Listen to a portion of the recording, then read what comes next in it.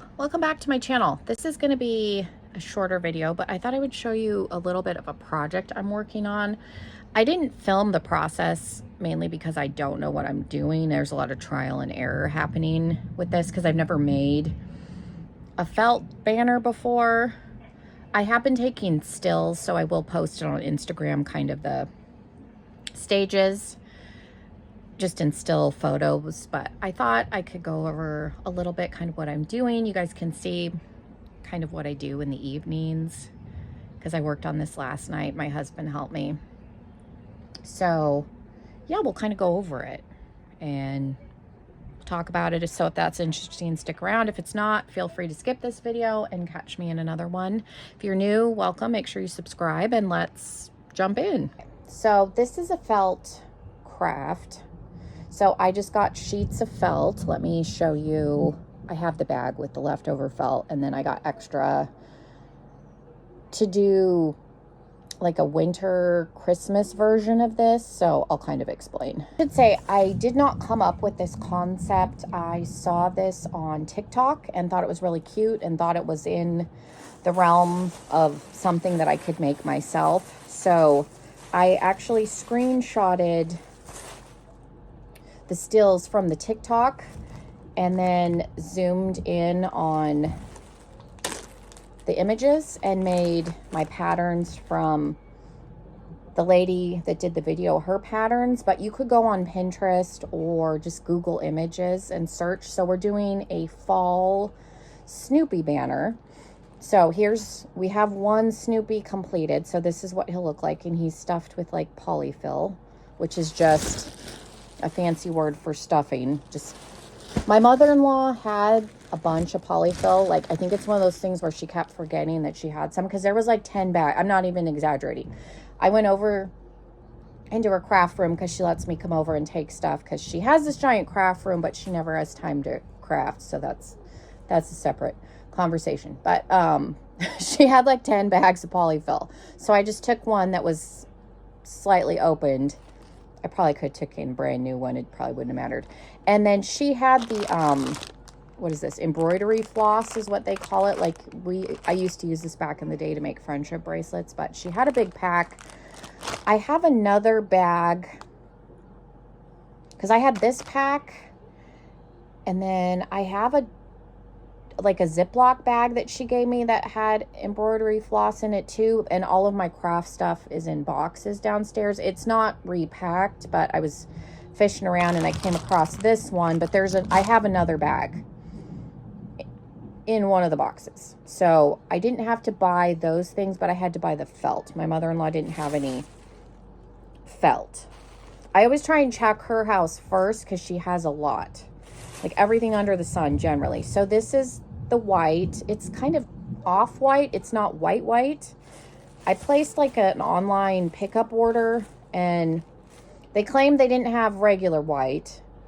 They claimed they didn't have the dark green that I ordered, and they didn't have brown. I went in person and I found the colors that I was missing because for this one, I needed a white, a black, an orange, and a green for the pumpkin stems.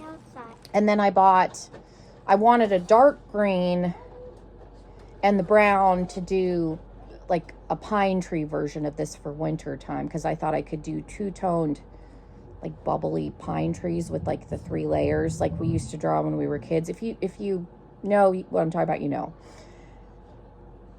So the brown and the dark green and the light green were going to be for later, but I did find actual white, so I bought white also. So I have white. I used the off-white for this one just because I had it. And then there's light green. This is the orange, and you can pick, like, it doesn't matter what shade, and then just a basic black. The black goes pretty far because obviously you only need the black for his parts, and my husband cut all of these out. My nails are so long, trying to cut out the little eyeballs. I was using tweezers because my nails are long right now. It makes it challenging to craft. I am used to it because I've had nails pretty much consistently since I was 16, so I'm used to it. But yeah, I was using tweezers and scissors, and my husband volunteered to help me cut out pieces, so I wasn't here all night. So he cut out all of the black because the design was like 3 Snoopies and 3 pumpkins, and then after cutting all these out, I was like, why didn't she make it bigger? It's time consuming to cut all of these out. And I just doubled it because I'm going to make one for my mom. My mom loves Snoopy. But my father-in-law also likes Peanuts. So I thought I would just do 2, and I can give one to my in-laws and then give one to my mom. So it'll be Snoopy, pumpkin, Snoopy, pumpkin. So here's a finished Snoopy. So again, it's just the white. And then I used fabric glue. I was having issues.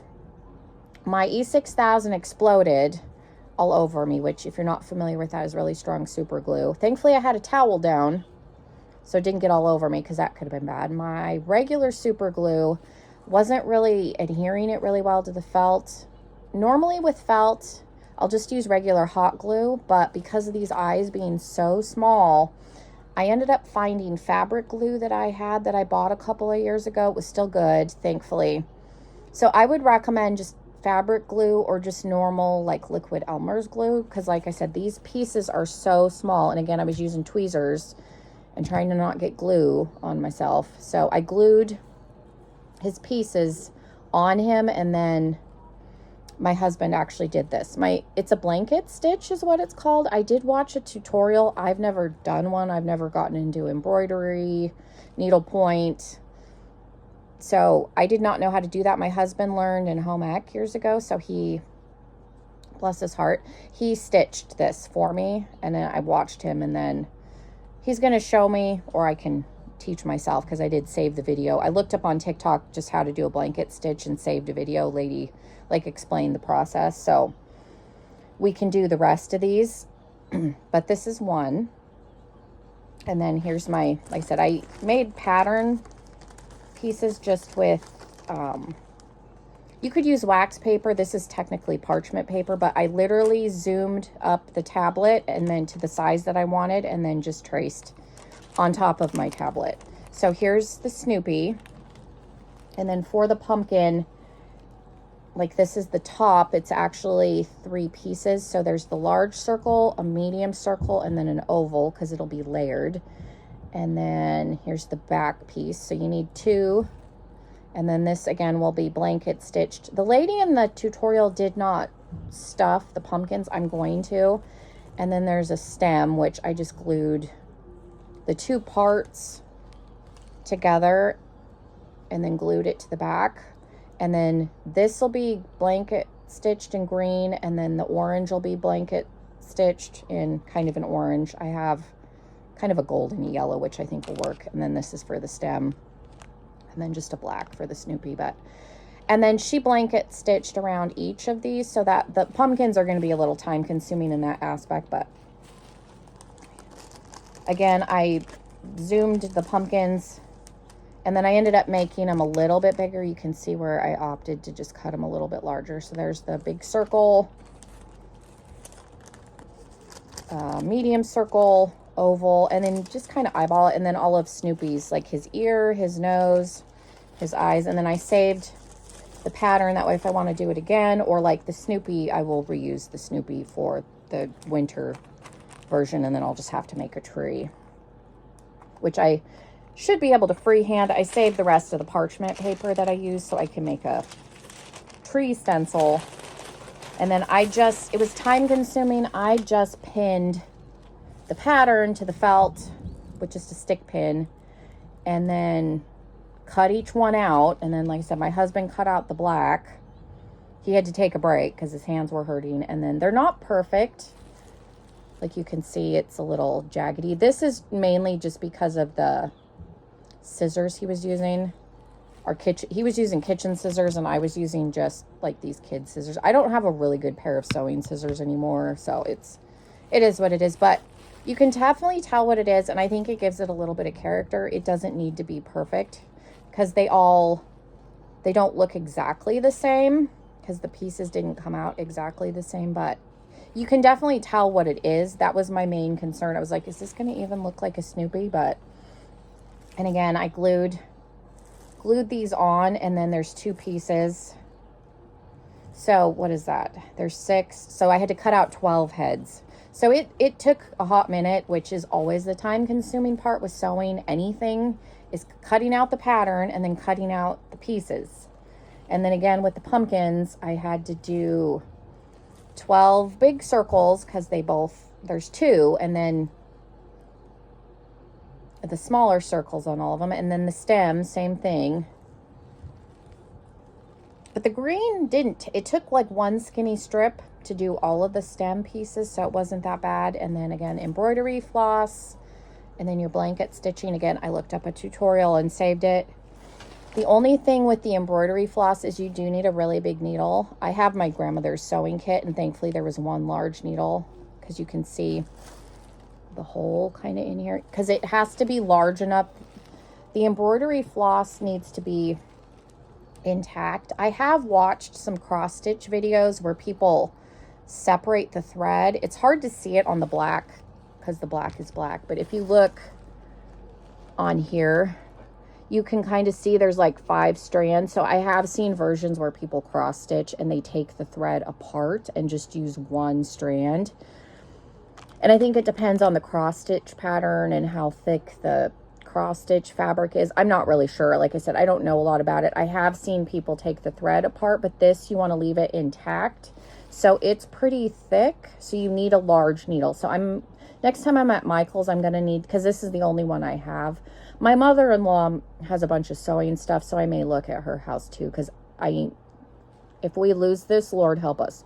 So I might need to get a pack of just large needles, because this is the only one I have. I have a whole bunch of regular size sewing needles, but this thread is so big that it will not fit through that hole of a standard sewing needle. So I need to get some larger needles, and then this is my grandma's little pin cushion, but it's really simple. And then again, follow me on Instagram. I'll try and put my Instagram down below, because I will have the finished product. And then the lady just used embroidery thread. I think she used like whatever she used on the pumpkin, and connected them. So it'll be 6 pieces total. Again, it'll be 3 Snoopies and 3 pumpkins, and then just a cute little garland. So yeah, I just thought I would share that. That's what we've been working on. I'll show you my table really quick, but yeah, that's what we've been working on lately. It's not ideal. We are still working on our Halloween miniature from Michael's. If you saw my date night video, you'll know what I'm talking about. I have a towel over it because my 3-year-old, soon to be 4-year-old, loves little things. So if she sees it, she will track it all over the house. So this is why I didn't end up with E6000 on myself, because I had a towel, but the towel that was here before is no more. But so this is not like the ideal setup, but this is what it looks like when you have small children and you're working on multiple things at once. But I have enough surface that it's not terrible. But yeah, this is what we're working on. So you can see my pieces, and then yeah, my one finished little guy, but he's cute, and it definitely looks like Snoopy, so I'm happy so far. But yeah, here's all my giant bag, and then yeah, my felt in my lap for the next one. So yeah, thank you guys so much. Have a wonderful rest of your day, and hopefully I'll see you in another video. Bye everybody.